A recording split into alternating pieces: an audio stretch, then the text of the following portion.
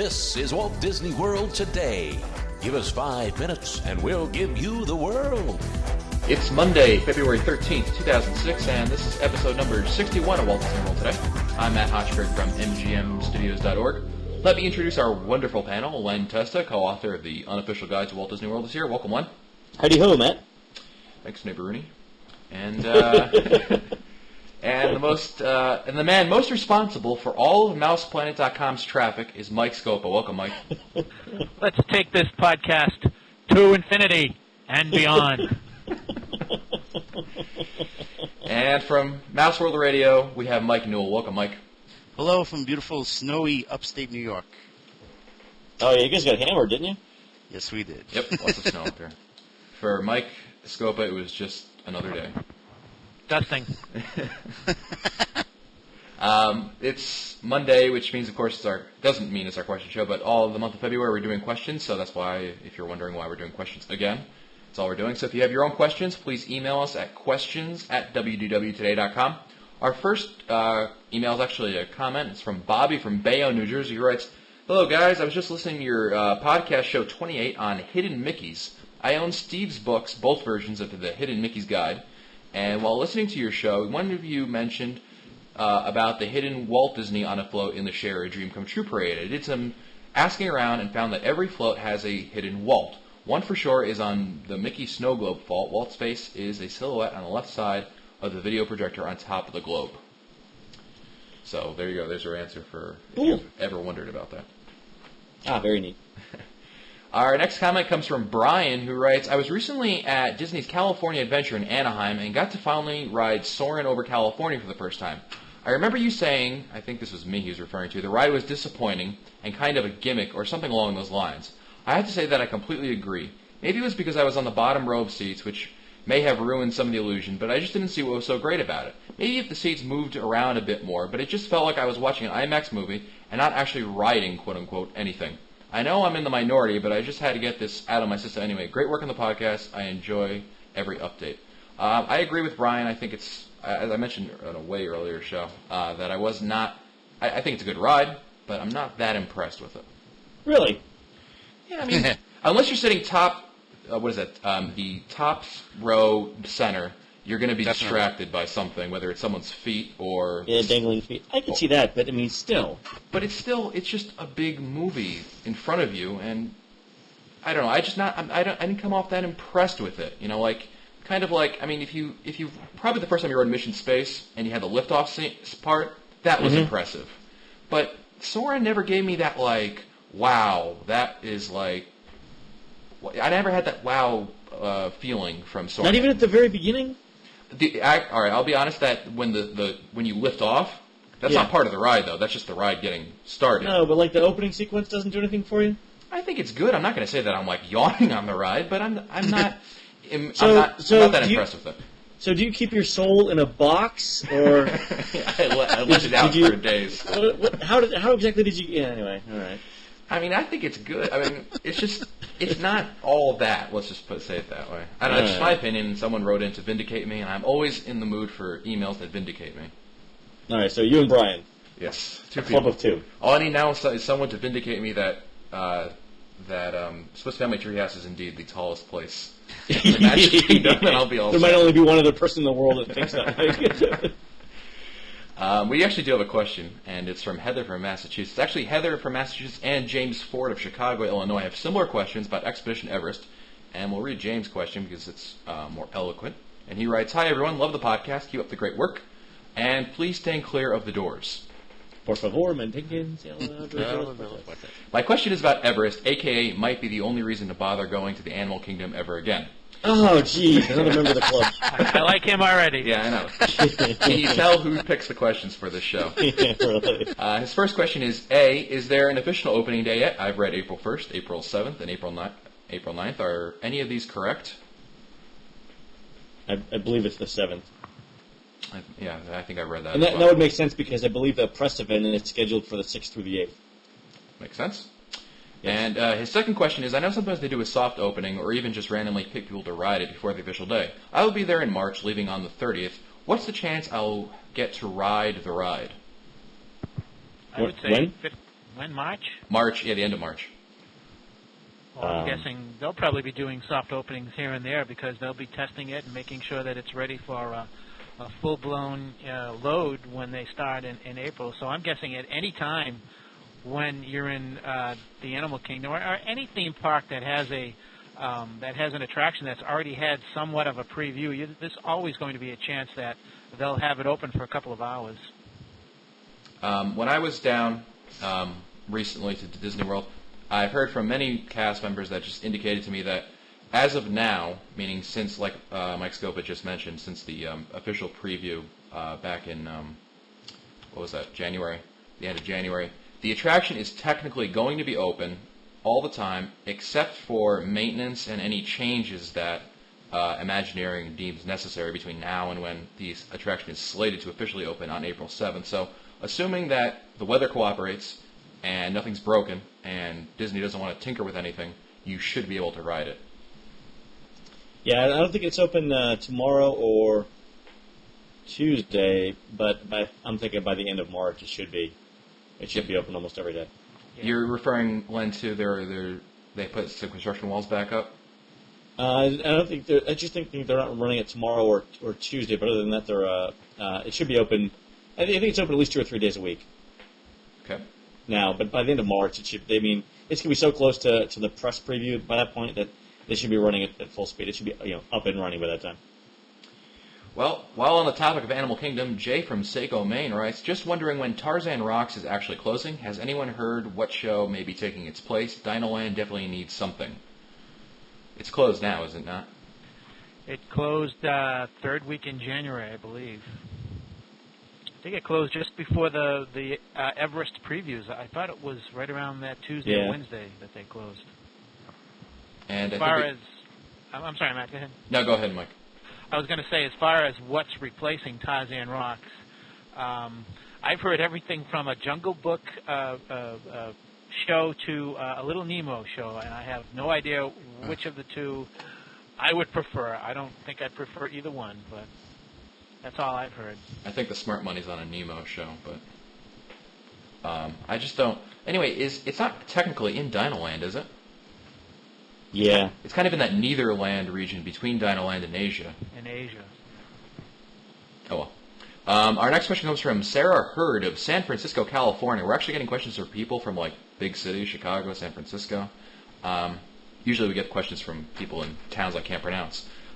Sarah writes... Youngstown. Hey, Rich. Good. Sarah writes, I am going to Walt Disney World for the first time this coming April. She's going from April 25th through May 1st. I have been reading on various websites that Pirates of the Caribbean plans on closing to add new characters from the upcoming movie.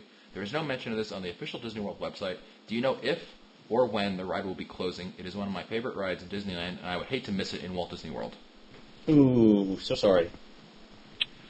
Oh, well. Yeah, the dates we've heard are March 1st through sometime in very early July. The ride will be down. It should reopen in time to coincide with the opening of Dead Man's Chest, the second film in the series. Mm-hmm. But yeah, I've heard March 1st, right after the busy President's Day weekend. It should go down. That's too bad for April. I don't think by May 1st they'll even have maybe soft openings coming back out. No. They'll be in the middle of the rehab by then. Yeah. The official opening is supposed to be, I think they're looking for July 7th, and I'm guessing that they'll try to have some soft openings towards the end of June, I'm hoping. Well, our next question comes from Kelly Mix, who asks, I have visited Walt Disney World 22 times and have not been there for 7 years. I have stayed at Dixie Landings, Port Orleans, Riverside. I have not stayed at French Quarter. Which hotel do you think is better, and which one has the better food court? I have a 1-year-old and a 4-year-old. Please help. I have an opinion on this, but I'm going to let, I believe, Mike Scopa, you have an opinion on this as well. I'll let you go first. Okay, Matt. First off, between the two, between Port Orleans French Quarter and Port Orleans Riverside, my preference is Port Orleans because I think room access is better. I think that it's better themed. I happen to like walking along the water. I mean, not that you can't do that in Riverside, but one of the problems I had with Riverside is that you never know really where you're going to park your car sometimes. And you're going through those huge buildings, those plantation buildings, and I just like to get access to my room. I like to get into my room quickly.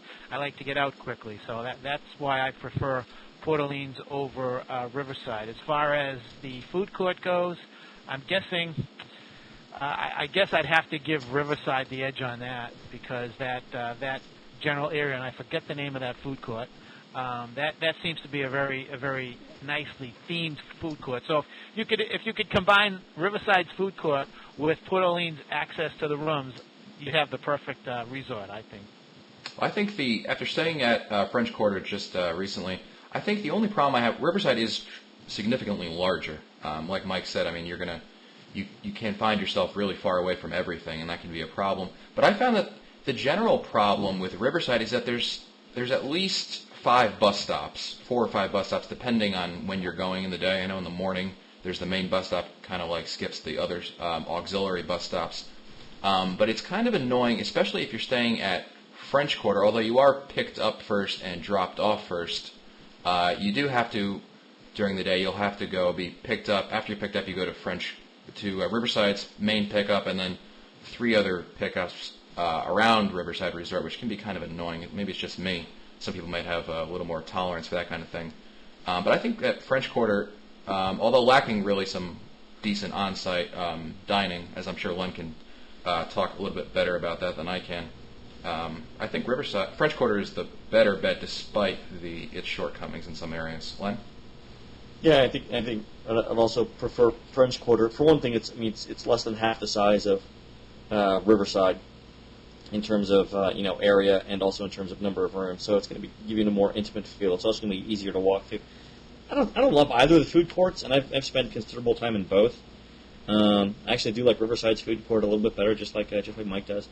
In particular, I don't like lunch or dinner at all at French Quarter. I mean, that being said, there's better alternatives, especially if you have a car.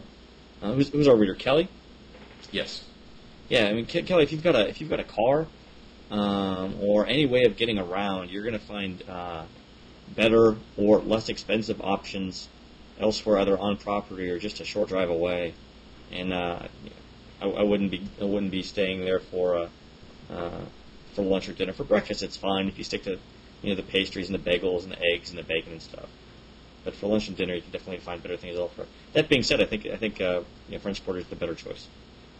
Does anybody think the rooms in French Quarter are nicer than Riverside? I'm glad you brought that up, Mike. I don't see that I always much thought of they a were. difference.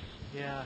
I always thought the rooms in the Riverside were a little, I don't know, rustic. Yeah, I was going to say, when you mentioned that, Newell, I thought that, because the Riverside rooms kind of remind me of something a room you would find inside a Lincoln Logs house. Right, exactly. If they made a life-size green one. and brown. Yeah. I hope that's a good enough analogy. Yeah, like the bed frames made out of logs, kind of, these thin logs. Wasn't French Quarter the one most recently renovated of the two? I believe after 2001, wasn't it the one that was closed for renovation? Yep, pretty sure. Yeah. Yep. Yeah, so that's probably that reason. Well, our next question comes from Connor and Lorelei, who write to us. We want to know your opinion on modes of transportation to and from the airport / Disney resorts for a family of 4 with 2 young children. At the time of the trip, they will be 4 and 1. We're staying at the villas at Wilderness Lodge and want to stop for groceries and diapers before getting to the resort. Could you give us the pros and cons for each of the 3 options that we've identified? First is renting a car with car seats to make the stops ourselves, or Tiffany Town Car with similar service with free grocery stop and a large car or van with car seats, or third option being Disney's Magical Express and use a grocery shopping service to shop for us to ship the stuff down via the internet. Wow. So let's start with the rental car. They want the pros and cons of each. Renting a car, the pro is you have the luxury of going where you want, when you want, right? Mm-hmm. Yeah, well, actually, I think, Matt, we could probably eliminate Tiffany Town Car right off the top, can't we? It's roughly the same cost as an economy or a compact car for a weekly rental. It's like with tip, it's gonna be around $120, and you can find deals in that within that same range from like Dollar or National, or we did a show on this, or Budget. Yep. I can't see any reason where you would take Tiffany over a rental car if they're both options. So really, I think it's the rental car and Magical Express with the grocery stores. That's a valid two point. options. I mean, does anyone disagree? No, I agree. When we talked about Magical Express, the last time I checked, they did not supply a child seat on the bus, so you have to supply your own child seat, I believe. You could hold the children on your laps also, couldn't you? Yeah, on a bus? I don't think so. There's Yeah, not even a seatbelt bus. on. There's not even a seatbelt on the bus anyway for regular people. Never mind a car seat. Yeah, I mean, Regular people? Mike. I think buses are completely different in terms of laws. It's not a state law then on the bus. I don't think so. No. I don't believe so. Interesting. All right. All right, so it's Magical Express and how much is the grocery service? Well, the grocery service, in terms of what the food will cost, may be a tad bit more expensive than your local grocery store. And we're talking maybe 10-20%. But I think Yeah. where you're going to see the knock is the shipping cost. Unless you're buying like a ridiculous amount of food, they tend to be a little on the expensive side for shipping. Meaning, like oftentimes for what people need for the course of a week, you may end up spending 50% of what you pay for your groceries on shipping. Oh wow. Depending on the service and how much you buy and all this other stuff. So I don't know. It's really tough. I'm not sure what Connor and Lorelei are looking to buy. I mean, are they looking to just buy a bottle of water and some diapers, or are they looking to supply themselves for a possible monsoon? Yeah, I mean, if they're going to spend more than, I would say, $50 on groceries, I think the rental car is a better choice simply because of the premium you're going to pay for the delivery charge. That's a good point. That and if you eat off-site once, I like Jungle Gyms for burgers, you could make up that money. Yeah. So are we voting for rental car then? I would. How much is it? No, will they bring? If they're bringing their own car seats, are they flying them down, or are they renting them from the? They did not indicate where they're getting their car seats from. I think if you're renting car seats from companies, it's like $5 a day for the car seat, so that's $10 a day extra. I might, for $10 a day for a week, I might bring my own. Well, they may. Yeah, you might also need their own if they're flying down, which it sounds like they are. You do need a car seat for the child in the airplane, I believe. Do you really? Yeah. Unless the child is planning on sitting on your lap or you're buying a seat for the child. Right. But these are 4 and the 1-year-old. I don't know if can like I said, it's kind of we don't know the exact details about that. But I think rental car though sounds like the right option for these guys. Yeah. I think so. Yeah, I would think so too. All right, well, that's it for us today. This has been episode number 61 of Walt Disney World Today. If you want to find older episodes, read our show notes, or send us your comments, visit the Walt Disney World Today website at www.wdwtoday.com. You can also email us at questions@wdwtoday.com. For Line Test on Mike Scopa and Mike Newell, I'm Matt Hochberg. We'll see you on the next show.